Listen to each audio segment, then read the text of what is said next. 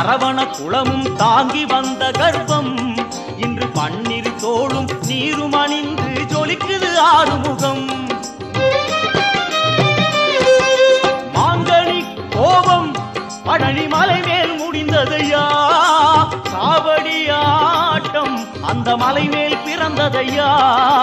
வேல் வேல் முருகா வாவா முருகா, வேல் வேல் என்றால் வேலும் மயிலும் துணையாய் தோன்றிடுமே.